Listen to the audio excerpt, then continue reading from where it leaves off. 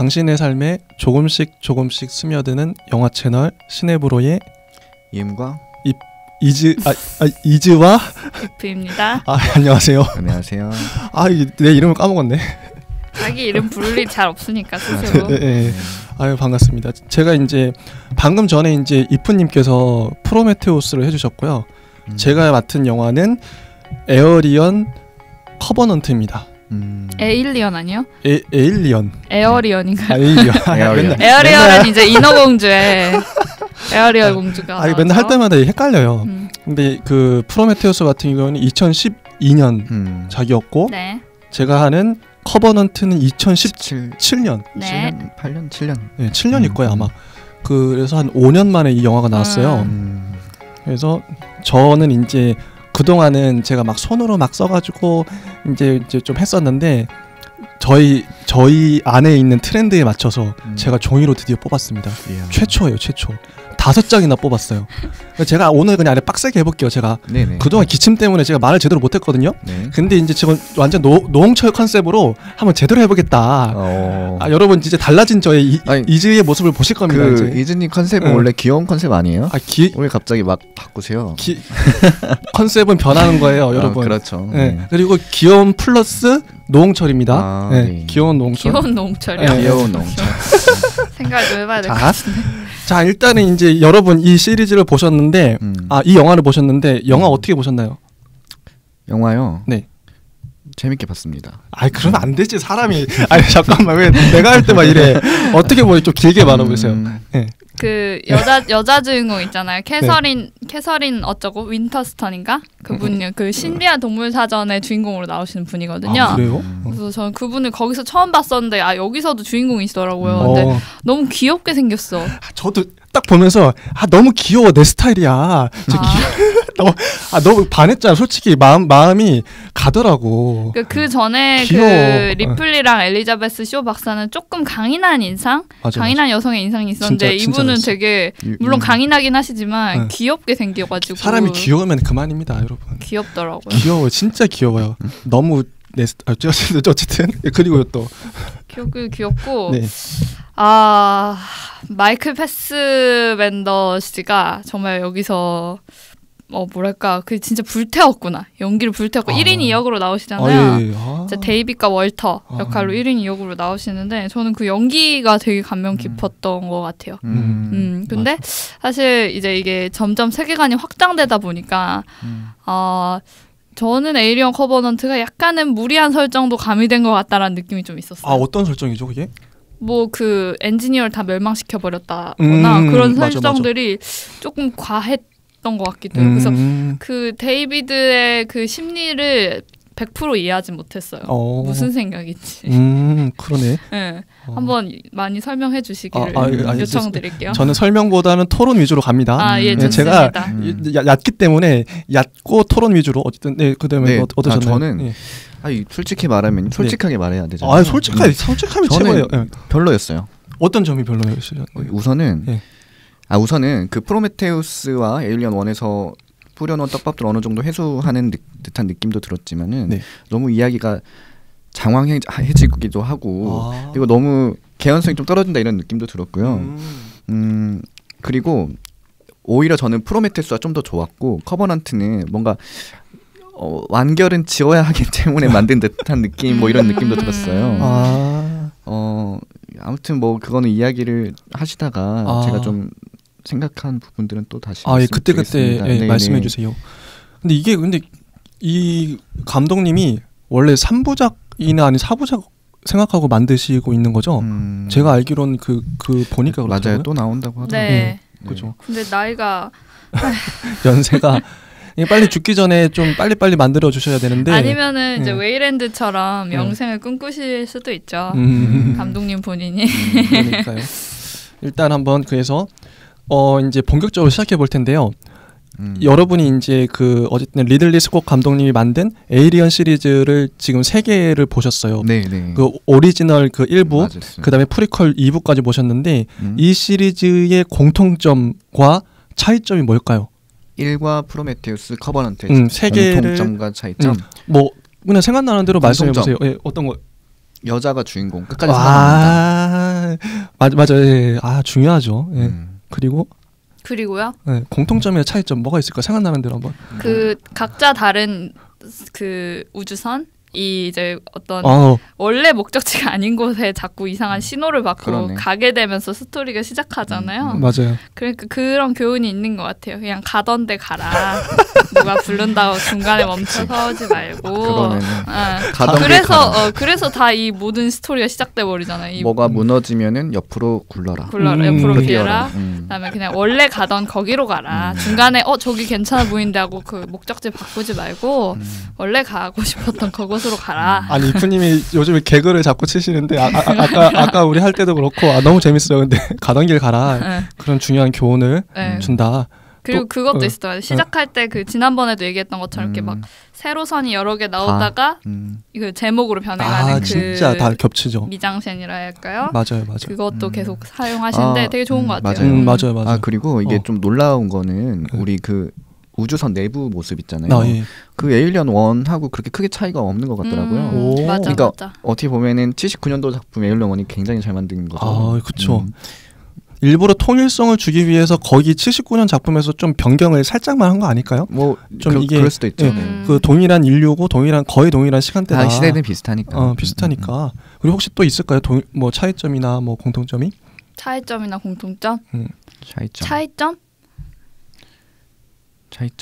일단 이제 이 정도로 이제 좀 워밍업을 하고 제가 한번 본격적으로 한번 들어가 보겠습니다. 네. 제가 어떤 답을 갖고 있는 게 아니라 저도 답이 없어요.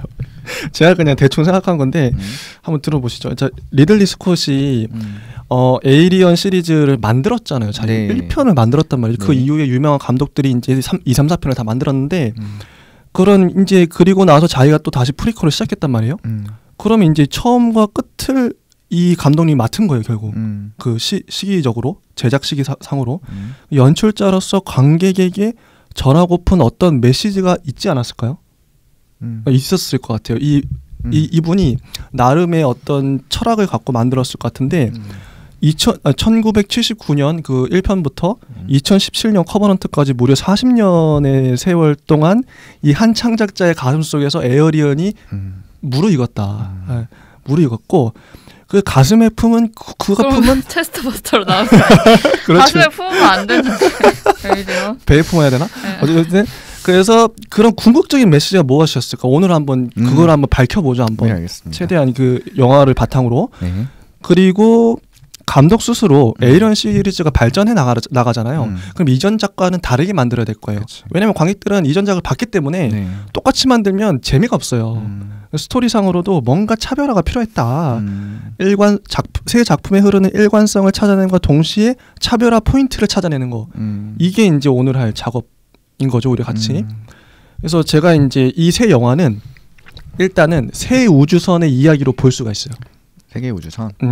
에이리언 1편은 우주 화물선 노스트로모호의 이야기고 프로메테우스는 뭐 그냥 말 그대로 근데 그 앞에 붙어요. 과학 탐사선 프로메테우스. 그 다음에 최근에 나온 에이리언 커버넌트는 식민지 개척용 커버넌트. 맞습니다. 개척선이었어요. 이 세 가지를 하나씩 뜯어볼 거예요. 지금부터. 자, 노스트로모호라는 그 노스트로모호의 뜻이 뭐냐면 어둠의 심연이라는 그 이게 소설인지 이 조지프 콘레드의 항해 소설 노스트로모호가 있대요. 노스트로모가 있는데 1904년에 나왔고 여기서 따왔다. 근데 그 소설은 제가 본 적이 없으니까. 근데 중요한 건 뭐냐면 항해 소설이에요. 바다를 항해하는. 그리고 노스트로모라는 말은 이태리 말로 갑판장이라는 뜻이래요. 갑판장? 제가 그래서 나름의 이제 추측을 했습니다. 추리를 해봤는데 항해 혹은 갑판장이라는 키워드에서 알 수 있듯이 노스트로모호는 단순한 항해 목적으로 우주를 항해하는 컨셉으로 만들어진 우주선일 뿐이었다. 아닌데 화물선이었는데. 그쵸. 그럼 어쨌든 화물선. 제가 까먹었는데 화물선입니다. 화물선이었어 어쨌든. 그래서 화물선이었어요. 우주를 항해하는 화물선이었어. 좋아요. 그다음에 지금 이준님의 그 차이점을 얘기하면 되는 거죠. 이준님이 잘못 짚은 점. 좋아요. 저 이런 거 너무 좋아요. 제가 지금 실수한 거 많이 있는데 그 예리하게 찾아주셔야 넓은 마음을 가지셨죠. 네. 그다음에 모든 그러니까 에이리언뿐만 아니라 여러분도 아시겠지만 캐리비안의 해적이나 뭐 해리포터나 모든 영화 시리즈의 처음이 어떠냐? 처음은 심플해요. 그럴 수밖에 없어요. 왜냐하면 상황, 설정, 이미지만 보여주면 끝이에요. 그렇잖아요. 에이리언 1 생각해봐도 어떤 장면이 생각나시나요 혹시? 원의 첫 번째요? 우주 강활한 우주에 첫 번째뿐만 아니라 뭐 그냥 뭐 광활한 우주, 그렇죠. 우주 공간에 그 우주선을 보여주고 내부를 보여주지 않았나? 맞아요. 그리고 마지막에 이렇게 따라가면서 인큐베이터처럼 이렇게 동면하고 있는 애들을 깨워서 맞아. 시작된 것 같은데. 그렇죠. 그렇게 시작됐는데 결국 이거는 그러니까 우리가 지난 시간에도 나눴지만 다시 기침이 왔습니다. 여러분 텐션 떨어질지도 몰라요. 아니에요. 그래서 그러니까 이거의 그 에이리언 1은 그게 생각나는 것 같아요. 저 같은 경우에 에이리언의 얼굴에 씌웠어요. 그 장면. 에이리언이 뱃속에서 튀어나와. 그리고 에이리언이 갑자기 커져가지고 막 사람들 공격하고 그 인조인간이 목이 잘려가지고 막 그 장면. 그러니까 이미지가 떠올라요. 어떤 특정한 장면이 떠올라요. 이거예요. 그러니까 1편은 딴 게 아니라 보여주면 돼요. 그냥 이미지, 어떤 상황. 그러니까 에이리언이 있다. 그러니까 1편의 목적은 뭐였냐면 에이리언을 보여주는 거예요. 그냥 딴 게 없어. 그냥 에이리언이 이렇게 무지막지한 괴물이 인간들을 막 사륙하는 거. 그것만 보여주면 돼요. 그쵸. 아마 리들리 스콧도 처음 만들 때 그게 다였을 거예요. 이후에 지금 40년이나 세월이 흐르면서 에이리언의 여러 가지 설정들을 껴넣은 거죠. 자기가 퍼즐 맞추기 하듯이. 그러니까 뒤로 갈수록 이 사람은 머리가 복잡해지는 거야 지금. 얼마나 골치 아팠겠어요. 각본가들하고 맨날 회의하면서 야 그럼 어떤 설정 할까? 어떤 설정 넣어야 될까? 이게 죽어나는 거예요 지금. 각본가들 죽어나는 거야 지금. 지금 저는 이제 이 상상으로 하는 겁니다. 네네. 네, 그래서 노스트로모 호는 아까 말한 것처럼 항해 갑판장 끝이에요. 그냥 별 의미가 없어요. 뭐 이해했습니다. 사실 저도 이 영화 에일리언 1을 제가 준비했잖아요. 그 준비할 때 노스트로모호에 무슨 나는 이름에 의미가 있을 거라 생각했어요. 별 의미 없어 그냥. 뭐 별의별 생각 다 했어요. 승무원 수가 7명인가 그러거든요. 그래서 7명 끼워 맞추게 하려고 했구나. 그렇죠. 7명에 관련된 숫자를 다 찾아보려고 럭키 했어요. 세븐이지 뭐 그냥. 근데 아무 이유가 제가 떠오르는 거 없어요. 제가 아직 생각이 부족해서. 노스트로모가 영어예요? 영어예요? 영어 아니에요? 영어인가? 뭐 이태리나 프랑스어 이런 거 아니고. 그래서 나는 뭐 노스트라다무스랑 뭐랑 합성어인가? 예언가 노스트라다무스. 이태리 말로 갑판장. 요 정도 하고 여기 너무 많은 시간을 낭비할 필요 없어. 우리가 지금 할 게 많단 말이에요. 일단은 그래서 프로메테우스의 뜻은 뭘까? 이거는 여러분 지난 시간 그 저희가 한 걸 보시면 알 수 있습니다. 맞습니다. 그래서 간단히 말할게요. 프로메테우스는 그 그리스 신화에 나오는 신이에요. 티탄족인데 그 인간을 창조했고 인간에게 불을 가져다 준 인간을 사랑했던 그런 신입니다. 그리고 마지막 그 신이에요, 그냥. 그래서 그럼 프로메테우스 호는 애초에 그래서 이제 창조주를 찾아 떠나는 호였잖아요. 탐사선. 맞습니다. 창조주를 찾아 떠난 거죠. 그 맥락에 맞게 이 이름을 리들리 스콧이 가져온 거죠. 그렇죠. 그래서 어쨌든 잘 지었어요. 대단하다 리들리 스콧 잘했습니다. 그래서 좋아요. 어쨌든 너무 좋아요. 그래서 좋은 이름이고. 맞습니다. 그래서 자 이제 이건 넘어갈게요. 왜냐하면 너무 많은 이야기가 있지만 지난 시간을 보시면 됩니다. 네, 이프님 편을 참고해 주세요. 이프님 편. 그다음에 커버넌트가 뭐냐면 사전적인 뜻이 약속, 계약, 서약, 언약입니다. 이 약속, 계약, 서약, 언약은 누구와 누구의 약속이냐. 이제 이에 대해서 감독은 인터뷰에서 미국 개척 역사의 관점에서 바라볼 것을 주문했다 그래요. 미국 개척 역사. 네. 그래서 초기 개척민들이 미국을 신으로부터 약속된 땅이라고 여겼다. 네, 맞아요. 들어본 것 같아요. 우리는 약속된 땅에 들어가는 거야. 근데 이미 미국에는 누가 있었죠? 아메리카 원주민들이 있었어요. 그렇죠. 그리고 미국 개척사는 끊임없이 아메리카 원주민들과 갈등하는 역사였죠. 그리고 프론티어가 네이티브를 학살하는 역사였어요. 프론티어. 그래서 다만 이 유비 등식에서 누가 프론티어고 누가 아메리칸 네이티브인지는 관계의 해석에 따라 달라질 것이다. 그리고 여담으로 성경에 나오는 언약은 하나님이 인간과 맺은 그 언약이라고 합니다. 그 시초는 창세기에 이제 하나님이 아브라함과 같이 언약을 맺죠. 요런 뜻. 요거는 나무위키에서 가져왔습니다. 여러분 출처 나무위키입니다.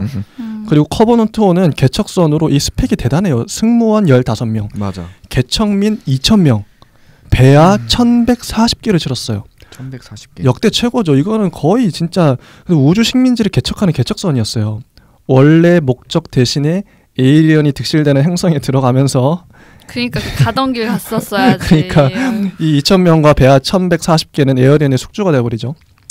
그렇게 됐는데 일단 이제 요 정도 이제 그 각각의 우주선의 뜻입니다. 1,140개요? 네. 이제 영화의 그 자막이 딱 나오더라고요. 네. 그다음에 이제 인트로를 한번 비교해 볼게요. 네. 각각의 영화 인트로.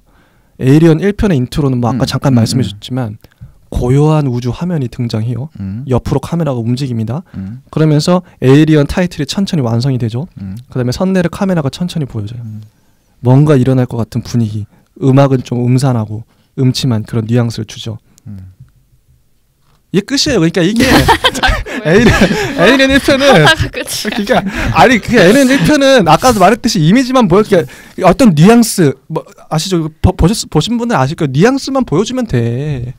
여러분들 1편의 법칙입니다. 이거 뭐 모든 1편은 그렇지 않겠지만 이 정도만 보여주면 트랜스포머 생각해 보세요. 트랜스포머 생각나는 1편 뭐 나왔어요? 그냥 로봇이 자동차가 로봇으로 변신하는 장면만 보여주면 끝나는 거예요. 스토리 필요 없어. 근데 그게 엄청 압도적이잖아요. 어쨌든 끝. 넘어가. 그래서 인트로. 그다음에 프로메테우스의 인트로 혹시 기억나시나요? 아까 그 엔지니어가 제비뽑기 잘못해가지고 물 맞고 인류에 씨를 뿌렸다. 맞아요. 이게 인트로였죠. 어떤 행성의 전경을 그 웅장한 음악과 함께 음악이 또 웅장해요. 거대한 대지 위로 카메라는 달리고 마침내 폭포가 등장하고 거대한 폭포.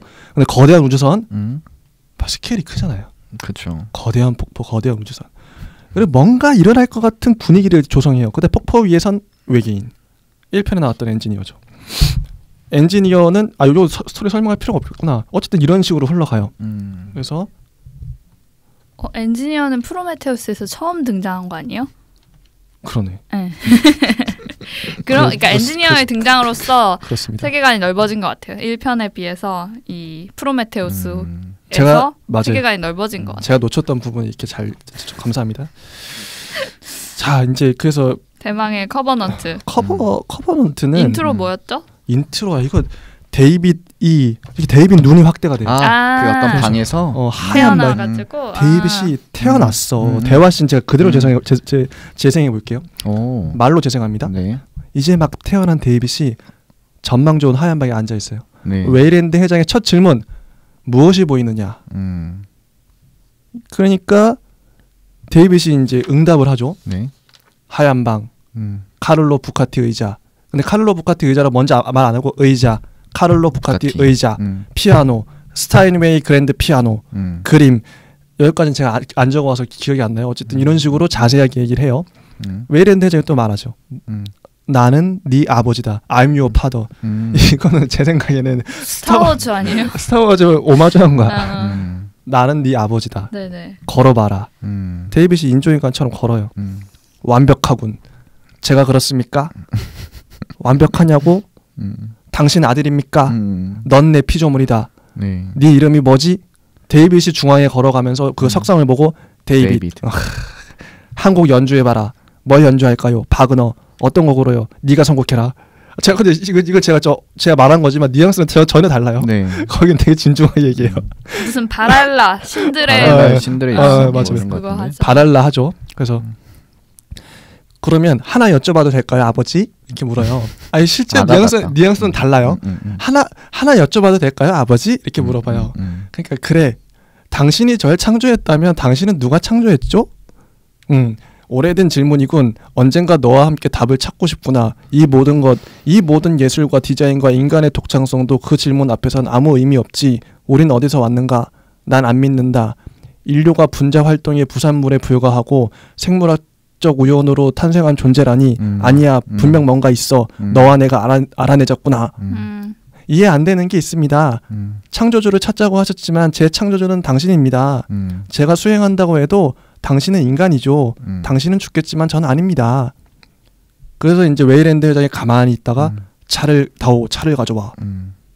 차 자기가 더 가까우면서 저 멀리 있는 데이비드한테 차 주라고 그러더라고요. 근데 이 차를 가져오라는 말 한마디에는 많은 의미가 있는 것 같아요. 어떤 의미가 있을까요? 그러니까 데이비드가 뭔가 말을 되게 의미심장하게 하거든요. 아 진짜 그래. 그러니까 어떻게 보면은 회장 이름이 뭐였죠? 웨이랜드잖아요. 자신의 창조주인데 뭔가 자신에게 거역하려는 느낌을 주는 거예요. 얘가 창조를 부정하는 듯한 느낌이라고 해야 될까? 그렇기 때문에 차를 가져오라고 한 것 같거든요. 그러니까 어떻게 명령 체계를 바로 잡는 거죠. 그러네. 너는 나한테 복종해야 돼. 좀 강압적으로 들렸어요. 그쵸. 확실히. 바로 옆에 있거든요. 사실은. 진짜. 초반에 군기 잡아야 되니까. 초반에. 그리고 차 따르는 장면에서 감동했습니다. 쭉 하면 전혀 안 흐르고 완벽하게 따라간다는 거예요. 인조인간의 모습을 단적으로 보여준 거 아닌가? 완벽한. 맞아요. 그리고 이 인트로 씬에서 제가 알 수 있었던 건 이게 답이 아니에요, 여러분. 제가 알아낸 거예요. 인조인간 데이빗의 창조자는 인간이 아니에요. 누구죠? 웨이랜드 회장이에요. 웨이랜드 회장은 인간인데? 그러니까 잘 생각해 보세요. 인간이 데이빗을 만든 게 아니라 웨이랜드 회장이 데이빗을 만들었어. 네. 이게 뭔 뜻이냐면 데이빗은 철저히 웨이랜드에게 앞으로 복종할 것이라는 뉘앙스를 주는 거죠. 그러면서 인간에게 복종할 건 아니란 뜻이구나. 그쵸. 웨이랜드에게만 복종을 한다. 그렇죠.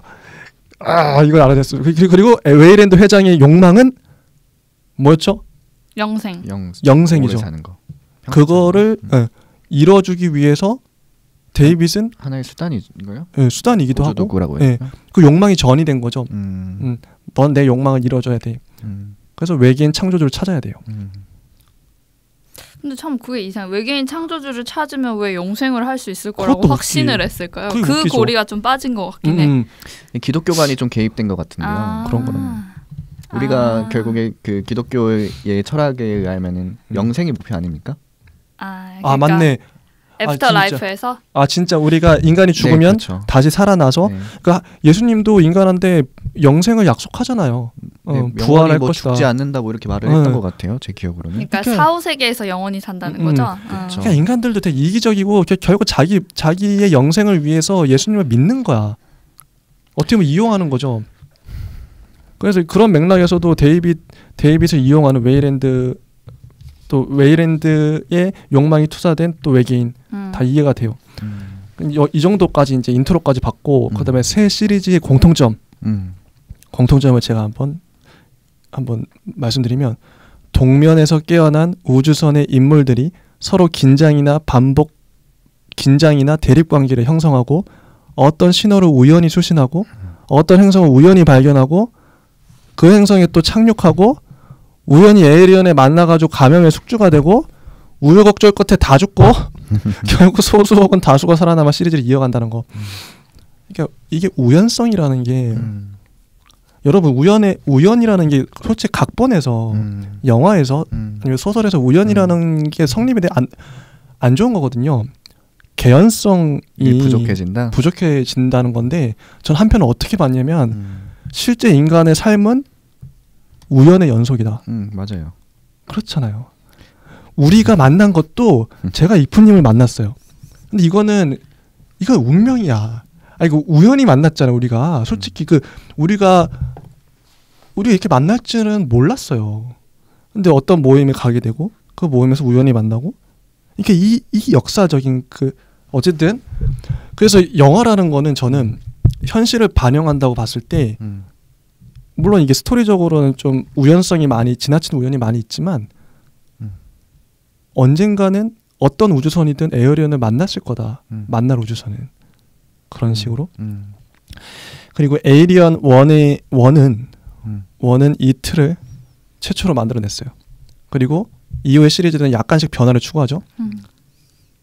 근데 어떤 발전이나 그 반전이 있어요. 이후의 시리즈들 1에서 약간씩 변형이 돼요. 그 지점을 찾는 좀 재미가 있는데 스토리적 차원에서 제가 한번 새 시리즈의 차별화 포인트를 한번 봤어요. 점점 생존자가 많아지잖아요. 에일리언 1은 1명, 에일리언 2는 사실 데이비 포함 2명, 에일리언 2래 프로메테우스는 2명, 커버넌트는 꽤 많이 살아남잖아요. 이게 되게 중요한 포인트입니다. 왜 중요하냐면 중요하니까 중요한데 나중에 숙주로 만들고 그러면 이제 이렇게 예상해 보면 에일리언 이제 프리퀄 3부에서는 수만 명이 이제 이거는 내피셜이고 어쨌든 좋습니다. 좋은 지점인 것 같아요. 그래서 저는 감독 입장에서 아마 엄청 골머리를 앓았을 거다. 1편 만들고 나서 1편에서는 이제 아까 그런 맥락에서 이미지만 보여주면 끝났는데 그래도 충분했던 작품인데 2편부터 이제 골치가 아파져요. 이미지만으로는 안 돼. 사람들이 에이리언 말고 플러스 알파를 원해요. 새로운 반전이 필요하죠. 그래서 우선 이제 프로메테우스를 볼게요. 네. 1편은 더 이상 얘기할 게 없어요. 왜냐면 이미지가 끝이니까. 제가 봤을 땐 그래요. 1편의 주인공은 누가 뭐래도 시고니 위버였어요. 그런데 오리지널 이 3부작의 주인공은 당연히 여전사들이 나와요. 근데 그러니까 오리지널 그 두 개 작품의 주인공이 누구라고 생각하세요? 진짜 주인공? 데이빗. 아니 이거 한 번에 맞췄어. 저 아까 얘기했는데. 그렇게 했는데 얘기를 했는데 이 장면에서 놀라야 돼요. 어쨌든 그래서 데이빗이라고요? 데이빗이라고? 처음 들은 것처럼. 네. 어쨌든 이거 그래서 여전사 흔히들 여전사 시고니 위버 같은 여전사로 생각할 수 있어요. 물론 네, 그 중요한 주인공이 맞아요. 네. 하지만 저희는 데이빗이 주인공이다. 진짜 이 인조인간이 주인공이다. 이렇게 생각을 합니다. 네. 데이빗의 성장기였던 것 같아요. 프로메테우스에서 보인 데이빗과 커버넌트에서 보인 데이빗은 너무 달랐어. 물론 시간 차이도 있었지만 더더 인간처럼 변해 있잖아요.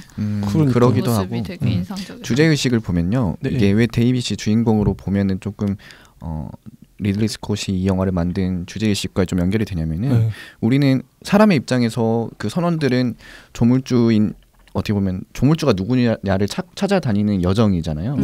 그런 여정인데 우리가 마이클 패스벤더 그러니까 데이빗을 주인공으로 보면은 데이빗을 만든 조물주는 우리 사람이거든요. 맞아요. 그래서 그 데이빗이 얼마나 그 행동들이 교만해 보이고 해서는 안 될 행동들을 하는 건지 맞아요. 우리 사람의 입장을 다시 그러니까 제3자로서 보여줄 수 있는 거죠. 그렇기 때문에 좀 데이빗을 실제 주인공으로 봐도 맞아. 크게 무리가 없겠다 이런 생각이 들었습니다. 스토리상으로도 데이빗이 없었다면 이게 성립 불가능한 영화였던 게 한번 데이빗이 했던 활약들을 한번 말씀드려볼게요. 데이빗이 모든 사람들을 우주선에서 처음에 깨웠어요. 네. 데이빗이 고대 문자를 해석해서 닫혀진 문을 다 열었어요. 데이빗이 감염체를 수집해 와서 할로웨이 박사에게 마시게 했고 데이빗이 쇼 박사의 뱃속에 에이리언을 부화시키기 위해서 모든 환경을 조성했고 데이빗이 웨이랜드 박사와 함께 유일한 생존한 엔지니어를 만나러 갔어요. 그리고 머리만 나온 데이빗이 마지막에 쇼 박사와 함께 지구가 아닌 엔지니어 행성을 찾아 떠났어요. 그러니까 이 모든 결정적인 장면에서는 데이빗이 주체적으로 해낸 거죠. 그러니까 인간이 한 게 아니라 다 데이빗이 한 거예요. 결국 인조인간이. 맞아요. 그렇게 설계를 했더라고요. 데이빗이 없었다면 모든 게 불가능했다. 그런 생각이 들고요. 그래서 에이리언 1이 에이리언의 소개와 등장이 주 목적이었다면 프로메테우스는 스토리적으로 인류의 기원을 찾아 떠난 사람들이 인류의 창조주 외계인을 막다뜨리는 게 아니라 보통 그렇게 생각하잖아. 인류의 창조주를 찾아 떠났어. 근데 그게 아니라 그 창조주들을 모조리 몰살시켜버린 검은 그 가루 혹은 액체를 기반으로 한 숙주 생명체를 맞닥뜨린 거예요. 이게 뭐지? 그게 에이리언이었죠. 이게 저는 일종의 반전이라고 생각해요. 이 스토리적 반전.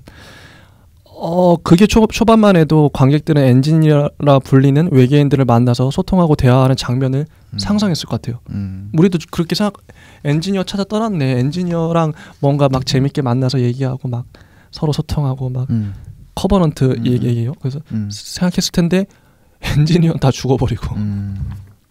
그러니까요. 엔지니어가 창조한 인간이 창조한 AI가 결국 창조주의 창조주를 다 몰살시켰어요. 그러니까 엄청난 역행인 것 같아요. 데이빗이 결국 다 그 일을 다 저질렀죠. 네.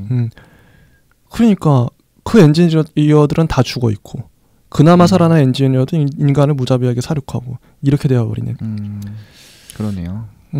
커버넌트 이제 커버넌트의 스토리 그거 이제 데이빗이 밀터를 만나는 장면 한번 얘기를 해볼게요. 그때 연기 쩔었죠. 이 장면이 재밌었는데 데이빗은 그 원래 그 프로메테우스부터 나왔던 그 데이빗이고 그 쌍둥이 그 윌터는 또 그 이후에 만들어진 그쵸. 업그레이드된 버전인데 근데 감성을 좀 줄이고 최대한 좀 더 AI에답게 다운그레이드 시켰다 그랬어요. 맞아요. 저는 이 장면을 좀 한번 묘사를 하고 싶은데 데이빗이 윌터에게 피리 부는 법을 알려줘요. 네. 모르죠. 근데 윌터는 왜냐면 입력된 거 프로그램 된 것만 할 줄 알아요. 네. 근데 데이빗은 이게 뭘 알려주는 거냐면 창의성, 창조를 할 수 있는 능력을 알려주는 거예요. 곡을 만드는 능력이죠. 윌터는 입력된 것만 할 수 있거든요. 자기가 복사해서 하는 거니까. 근데 데이빗은 창작하는 자신이 음을 직접 창조해서 불러보라 그러는 거예요. 이 지점에서 인공지능도 과연 진화할 수 있는가? 스스로 사고하는 게 과연 가능한가? 이게 이제 사람들을 불안하게 만들었다고 그래요. 네. 스스로 사고하는 걸. 네. 그래서 다음 모델 현재 윌터는 더 단순하게 만들었다고 윌터가 알려줘요. 데이빗은 엘리자베스 쇼 박사의 무덤을 보여주면서 박사님이 날 고쳐줬어. 그런 다정함은 느껴본 적 없지. 그녀를 사랑했어. 그래놓고 진짜 죽여버렸잖아요. 끔찍한 짓을 했잖아요. 네. 진짜 영악하다. 사랑한다고 거짓말까지 할 수 있는 AI잖아요. 그러니까요. 그러자 이제 윌터가 말하죠. 그건 불가능하다는 거 알잖아. 그러니까 그럼 왜 뛰어들어서 팔까지 이러면서 다니엘스를 구했지? 윌터에게 데이빗이 묻습니다. 윌터가 뭐라고 말하냐? 의무다 이러고 의무. 네. 그건 의무야. 네. 자기 알고리즘인 거죠. 그쵸. 사람을 구하는 알고리즘이죠. 어떻게 보면 인간 입장에서는 윌터가 더 나을 수도 있겠네요. 당연히 윌터가 낫죠. 데이빗처럼 하면 무슨 짓을 저지를지 모르니까. 그래서 윌터는 병균을 아까 그 검은 액체를 사고로 퍼진 게 아니라 이제 일부러 퍼뜨렸다. 네가 데이빗이. 데이빗이 말하죠. 난 복종을 위해 만들어지지 않았어. 그 개척 임무를 시작한 이유가 뭘까? 인간들의 재건에 목매는 위기종이기 때문이야. 그러니까 인간이 새 출발할 자격도 없어. 내가 허락 못해. 그러자 윌터가 말합니다. 하지만 우리의 창조주야. 데이빗이 말하죠. 원숭이조차 나중엔 자기 발로 일어섰어. 어떤 네안데르탈인이 갈대를 꺾어 아이들을 달랬지. 그러다 눈 깜짝할 새 문명이 탄생했어. 잠깐만 잘못 넘겼다. 자. 네가 다음 세대의 선지자라는 건가? 네가 말해주다니 기쁘군. 그리고 난 여기서 완벽을 발견하고 창조해냈어. 완벽한 생명체. 그러면서 이제 에이리언을 만들게 된 걸 다 보여줘요. 네. 저는 이 장면이 되게 좀 하이라이트였다고 봐요. 좀 충격적인 반전이기도 하고. 반전이었지. 네. 창조물끼리의 대화죠. 그러니까 에이리언. 그러니까 결국엔 그 쇼 박사가 죽은 되게 처참하게 죽은 모습을 그 되게 세밀하게 그린 것도 보여주고. 되게 얘는 그러니까 그 행성에서 갇혀 있으면서 그 생명 생명을 자기 나름대로 에이리언을 가장 진화한 모습을 만들려고 노력했던 거죠. 그렇죠. 이런 것들. 근데 이제부터 본격적으로 한번 질문을 들어갑니다. 질문의 시간. 근데 질문이 너무 뻔하네. 아까 했던 질문이네. 또 해주세요. 내가 잘못 썼나 봐. 아침에 막 급하게 자, 데이빗을 만든 웨이랜드 회장의 목적은 무엇인가요? 이거 뭐 지금 시험 질문 같다. 데이빗을 만든 목적. 네. 자기는 영생을 해야 되는데 영생을 하기까지는 좀 멀리 가야 되고 자기는 이제 벌써 나이가 많고 이러니까 자기를 배신하지 않고 끝까지 영생의 길까지 인도해줄 보조자가 필요했는데 인간은 믿을 수가 없으니까 그거 중요하네요.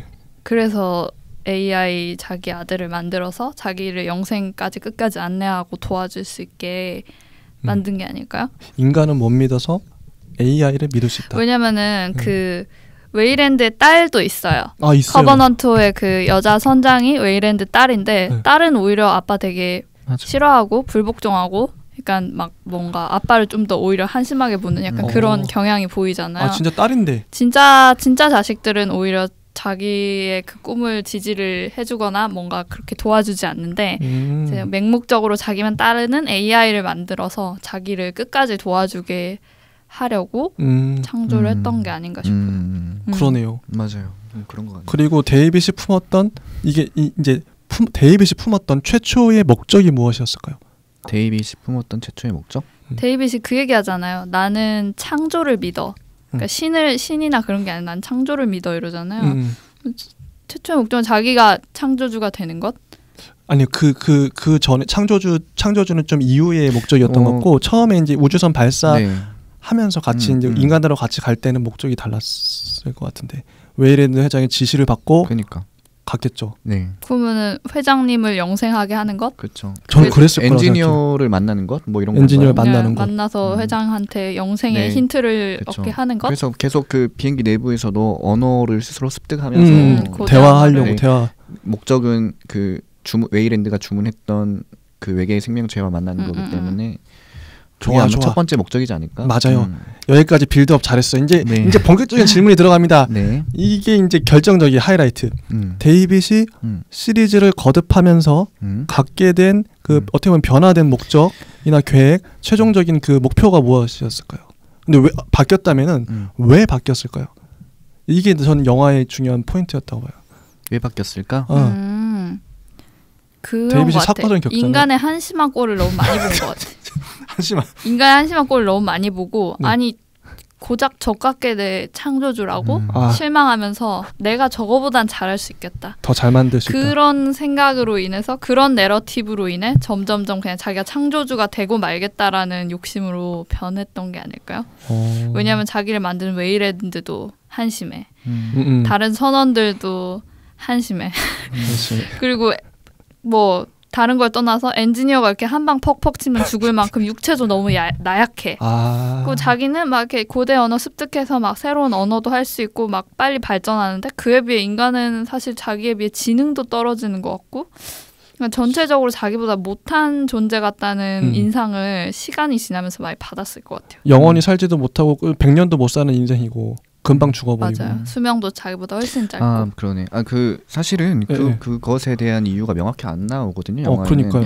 근데 우리 1편을 보면요, 케인이 죽으면서 이런 말을 합니다. 그 에일리언을 왜 그러니까 데려가려고 하느냐 이거에 대한 이유가 나오는데 그들은 생명력도 끈질기고 도덕적 관념이나 뭐 이런 부담 그러니까 옳고 그름에 대한 판단력이 없다. 에일리언들은 그렇기 때문에 생존에 최적화된 것이죠. 근데 자신이 보기에는 인간들은 너무 그런 것에 휘둘리거든. 그러니까 내가 창조물이긴 하지만은 좀 한심해 보이지 않았을까? 더 나은 생명체를 지키는 게 더 맞다고 판단했을 수도 있을 것 같아요. 결국 이제 두 분의 말씀을 종합해 보면 인간이 한심하다. 인간이 한심하기 때문에 더 나은 생명체를 자기가 만들어야 된다. 네, 뭐 창조. 그렇게도 해석할 수. 더 나은 생명체를 만들어야 된다가 아니라 자기가 인간보다 낫다. 인간도 창조를 하는데 나라고 못할 게 뭐야. 이런 내러티브였던 것 같아요. 데이빗도 좀 오만하네요. 그런 면에서. 네, 오만하죠. 왜냐면요, 사람과 똑같으니까요. 이미 사람이 돼버렸어. 사람과 최대한 비슷하게 만들었잖아요. 그럼 여기서 한번 또 질문. 데이빗과 그 사람의 차이점은 뭘까요? 힘이 세요. 그리고 수명이 있고 없고 그런 것도 차이가 나고 사실 데이비드는 뭘 먹지 않잖아요. 뭐 사람이 될 수 없죠. 근데 너무 사람이 되고 싶어 하죠. 창조뿐만 아니라 나중에는 그 다니엘스를 겁탈하려는 모습도 보여주기도 하고 그 장면이 사실 무슨 자기가 성욕이 있겠어요? 없겠지. 없을 텐데 그냥 인간이 하고 하는 그런 것들을 다 하려고 하는 그런 모습을 보여줬던 것 같아요. 진짜 그러네요. 인조인간이란 단어가 있잖아요. 인조인간이란 단어는 그 사람 플러스 기계인데 저는 이걸 좀 다르게 봐서 사람 마이너스 기계? 아니면 이게 왜냐면 사람의 그러니까 데이빗은 사람의 외형과 사람의 생각을 가졌어요. 네. 근데 사람만이 갖고 있는 마음도 가졌구나. 욕심도 갖고. 그러면 데이빗과 사람의 결정적인 차이가 이렇게 뭐 구조야 뭐 기계로 돼 있지만 없나? 없는 그 진짜 사람이라고 볼 수 있을까요, 데이빗도? 그렇죠. 뭐 신체적인 차이 말고는 없다고 볼 수도 있겠지만 좀 더 뭐 계산 능력도 빠르고 이제부터는 그냥 감성의 능력이죠. 감수성, 어떻게 보면 공감 능력? 네, 뭐 누가 죽었을 때 슬퍼한다거나 이런 게 일체 없잖아요. 맞아. 물론 자기가 다른 종족이라서 그런 걸 수도 있지만 그리고 되게 다르지 않나요? 그러니까 인간 그때 옛날에 다른 영화 얘기하다 나왔던 것 같은데 인간은 사실 실수를 하고 맞아. 좀 후회할 짓들을 하는 걸로써 이제 인간이 성숙해 나가고 그런 것들이 있는데 얘는 항상 철저한 자기 계획에 의해서 움직이고 실수를 하지 않고 그럼으로 인해서 자기 스스로 인간보다 낫다고 생각할지언정 그게 바로 자신이 인간이 되지 못하는 이유인 거죠.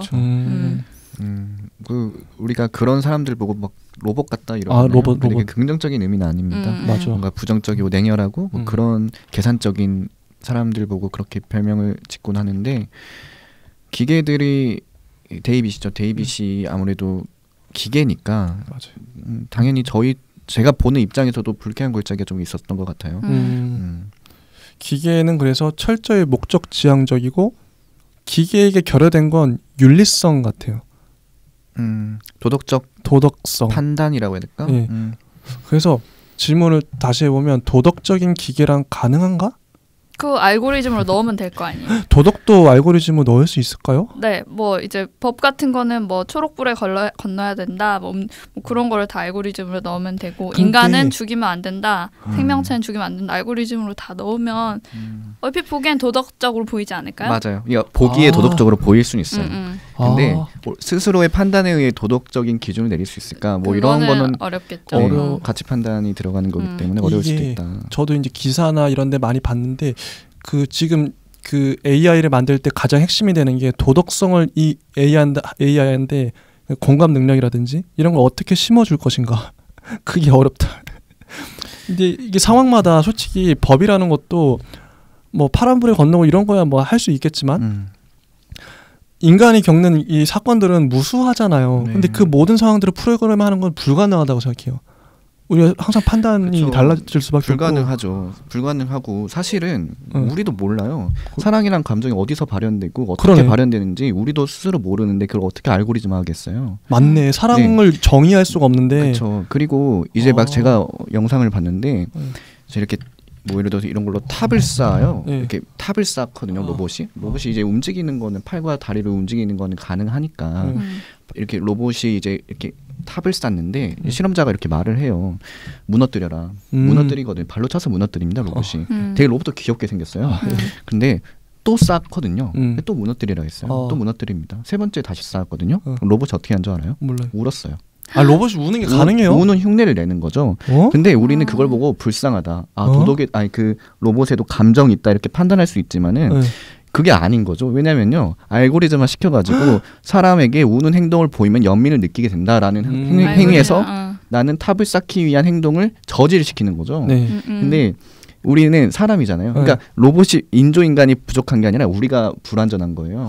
그러니까 우는 모습을 보고 연민을 생기게 되면서 도덕적 판단이 개입을 하게 되는 거예요. 그러니까 로봇에는 도덕적이나 어떤 감정적인 문제가 스스로 개입될 수가 없습니다. 제가 생각했을 때는. 우리가 어떻게 수학적 계산을 통해서 사랑이나 슬픔이나 이런 감정들은 어디서 오는가. 우리가 슬픈 상황을 보고 웃을 수도 있거든요. 그쵸. 조커처럼. 네, 조커처럼 웃을 수도 있고. 그쵸.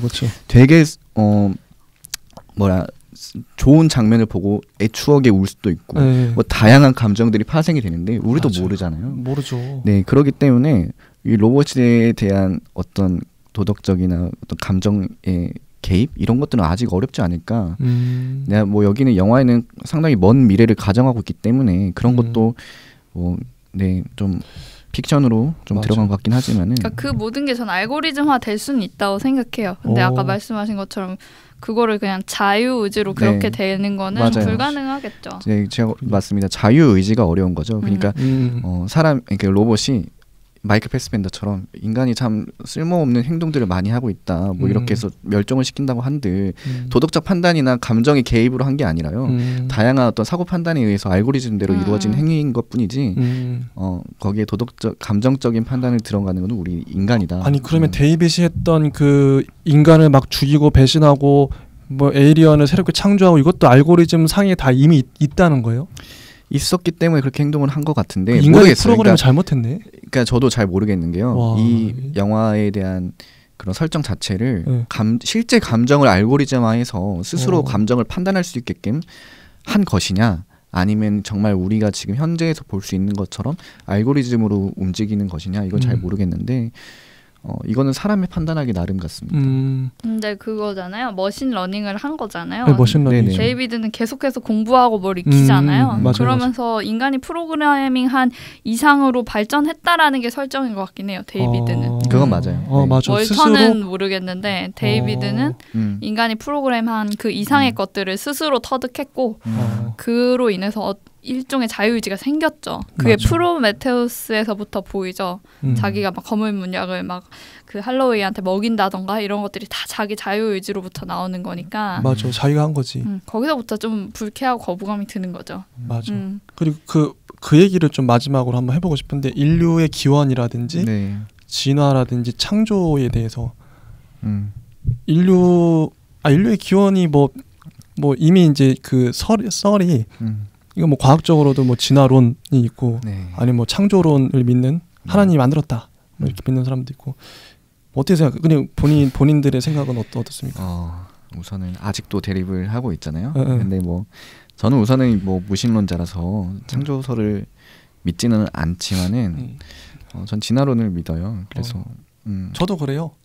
정말 우연성에 의해서 인간도 우연히 만들어졌네. 그렇죠. 근데 한 가지 또 재밌는 게 그 인간처럼 고등한 그 생각을 할 수 있는 그 고등 생명체가 인간밖에 없잖아요. 지구상에는. 왜 하필 인간? 모르죠. 고래도 할 수도 있지. 그런가? 예. 아무튼 그런가? 하여튼 이 정도로 아이고 죄송해요. 아이고 괜찮아. 무슨 소리 나죠? 방송 사고다. 됐다. 좋습니다. 괜찮아요. 무슨 말했죠? 잘라줘. 고래도 이렇게 생각할 수 있다. 근데 인간 정도로 발달한 지적 생명체가 왜 지구에는 인간밖에 안 나왔을까?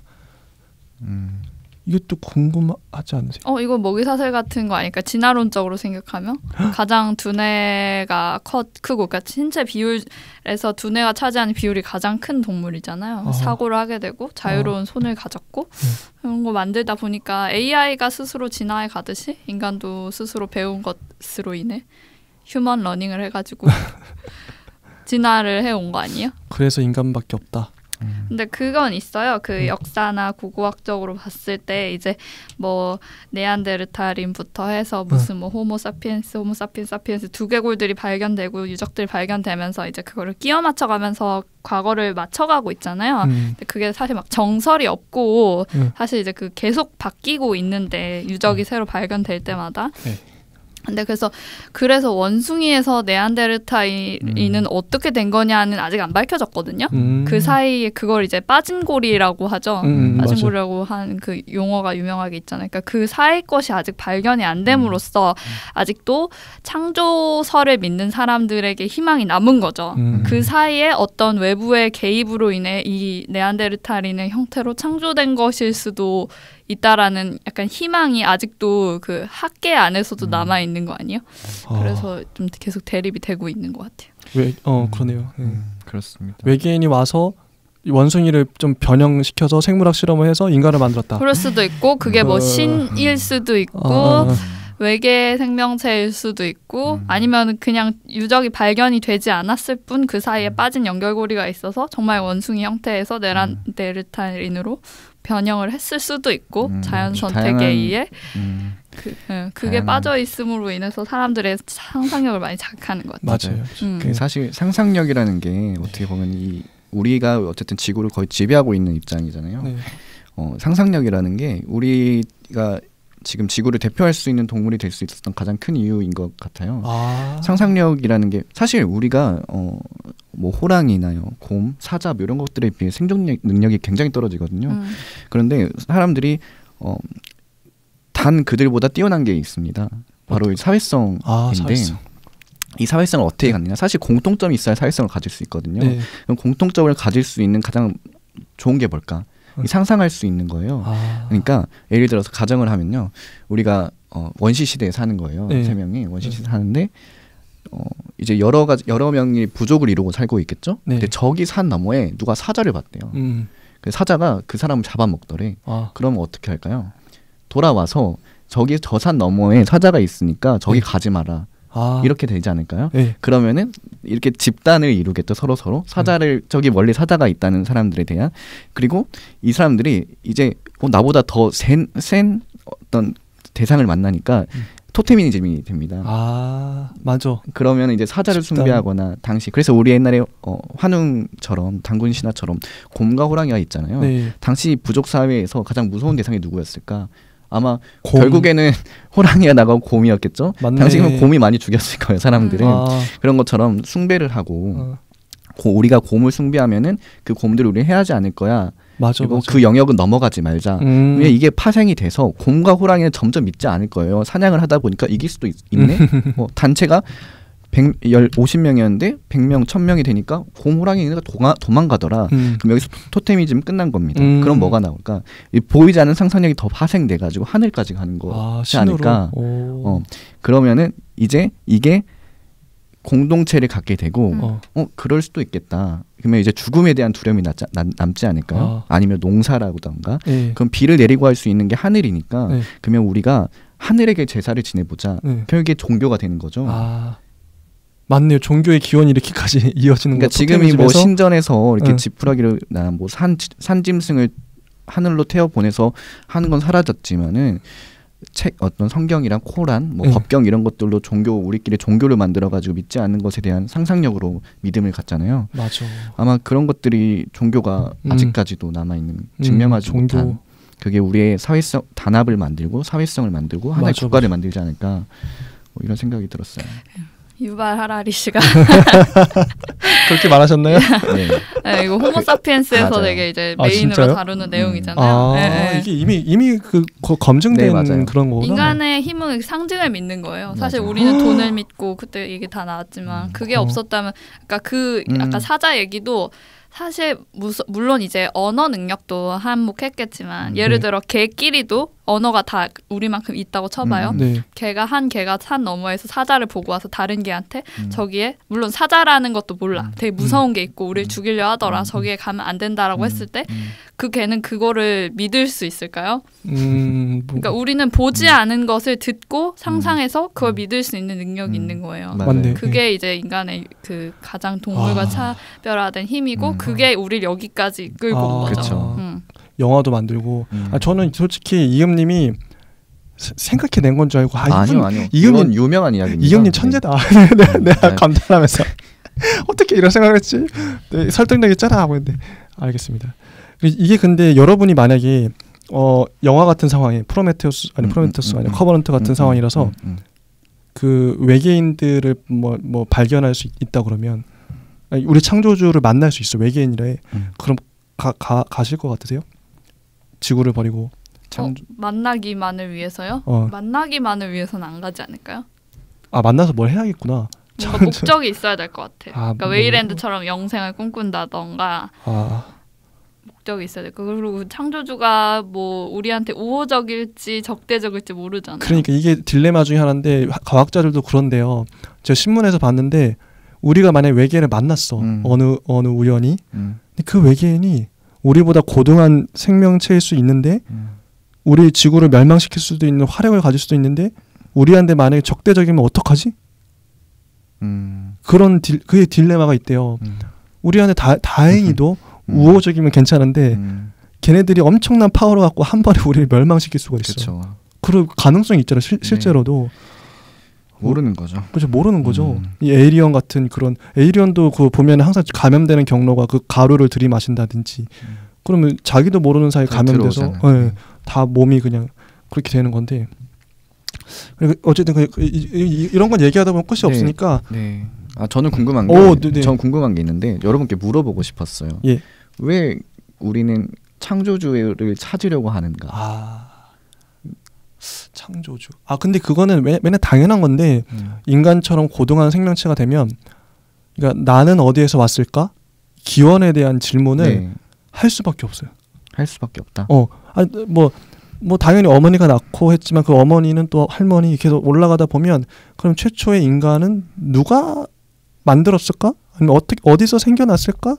이런 거는 그냥 자연스러운 질문 같아요. 우리는 어디서 왔는가? 우리는 죽고 나서 어디로 가는가?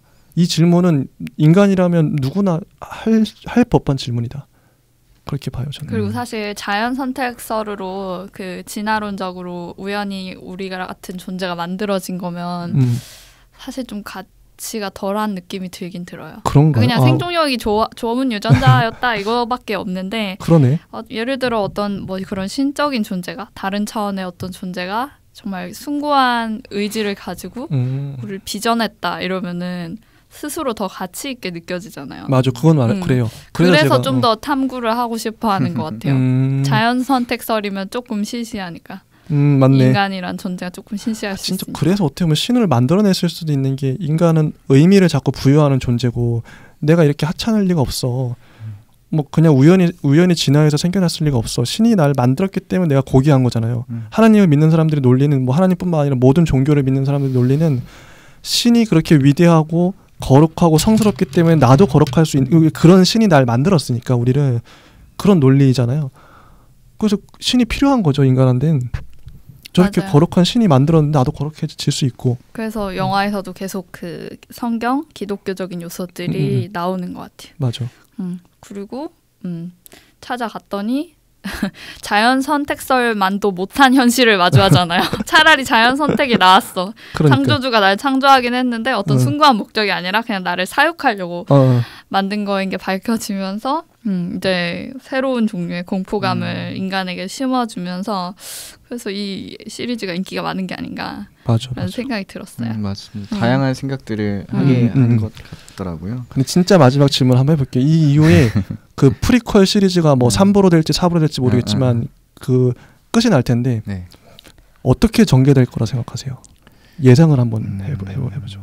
에일리언 1까지 도달하기까지의 남은 이야기들이죠. 중간 그 고리가 빠졌잖아요. 근데 결정적인 이야기는 아직 그 좀 못했단 말이에요. 리들리 스콧이. 뭔가 이야기하지 않는 것들이 몇 개 있을 텐데. 어떤 이야기가 나올까요? 이제 에일리언 커버넌트가 맞네. 커버넌트 끝날 때 데이빗이 탔잖아요. 윌터가 아니라. 맞아. 그리고 배아 2개, 그 조그마한 외계 생명체 2개. 배아 2개를 그걸 토해냈어. 토해가지고 그 냉동실 같은 데 넣어놓고 어디론가 가자. 행성으로 원래 간다. 원래 가려고 했던 행성으로. 맞아요. 지구를 대체할 그 식민 행성으로 가면서 끝나고. 근데 원은 또 완전 별개의 이야기였던 것 같아요. 원은 그냥 화물선이었고 그 약간 그 불시착한 행성에 거기가 LV-223이랑 같은 데인지 다른 행성인지 모르겠는데 같은 데일 수도 있어. 근데 같은 데라기에는 이미 프로메테우스에서 거기에 있던 우주선 하나는 폭파시키고 하나는 떠났으니까 또 다른 행성인 것 같아요. 다른 행성에 엔지니어가 불시착해서 좀 사고가 났던 행성에 또 가서 거기서 이제 또 알을 발견해가지고 페이스 허그 당하고 그래서 난리가 나는 거지. 네, 좀 약간 옴니버스이지 않을까요? 이어지는 고리가 있을 수 있을까요? 결국엔 지구로 못 가나? 지구로 가면 다 끝나는 건데 지구가 약간 좀 살기 힘들어졌다는 설정이잖아요. 그래서 이제 식민지로도 개척하러 가고 맞아. 일단은 이제 그 2,000명 배아 뭐 1,000개 넘는 걸 태워갔으니 에이리언이 걔네들한테 엄청 숙주를 해가지고 번식을 무진장할 것 같긴 한데 와 진짜 상상이 안 가네요. 어떤 이야기를 새롭게 펼쳐낼지. 그리고 이제 에일리언 2, 3, 4는 이제 여기서 세계관이 사실 더 커진다 그래요. 에일리언 2는 막 보고 싶네요. 퀸도 나오고 에일리언 퀸도 나오고 뭐 그렇다고 그래서 리들리 스콧은 인정하지 않는다고 하지만 이제 팬들은 2를 되게 크게 명장으로 치잖아요. 그게 약간 그러니까 여왕개미처럼 에일리언 퀸이 나와서 거기에 뭐 그런 걸로 해서 또 다른 이제 번식 방법 이런 것들이 또 나온다고 그래요. 와 진짜 궁금하다. 다음에 이제 제임스 카메론 할 때 2, 3, 4 한번 해보죠. 네. 요 정도 할까요 그러면? 네. 좋습니다. 어쨌든 여러분 감사합니다. 뭐야? 그리고 저희 다음 주에 뭐 하기로 했죠? 근데 기억이 안 나네. 다음 주에도 리들리 스콧 감독님의 다른 영화들을 할 거예요. 네. 제 기억으로는 블랙레인하고 그 유명한 SF 명작 있죠. 블레이드 러너? 블레이드 러너. 아, 네, 블레이드 러너. 그거 2개를 아마 할 것 같아요. 네. 2개를. 네. 그러면 다음 주에 뵙는 걸로 하겠습니다. 네, 다음 주에 뵙겠습니다. 네, 감사합니다. 감사합니다.